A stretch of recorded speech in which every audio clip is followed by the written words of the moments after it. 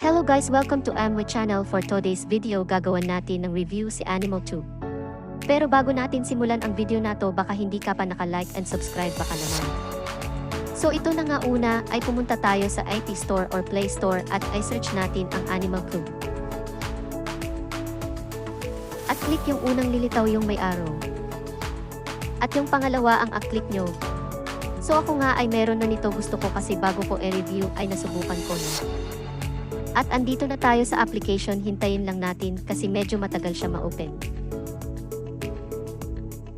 So ito na ang kanilang dashboard. Kung mapansin nyo, para siyang puzzle, pero madali lang siyang laruin. Kailangan mo lang pindutin yung magkakapareho yung kulay. So ito na nga, kung mapapansin nyo, may coin siya na binibigay pero zero na siya. 2 days ko siyang nilaro.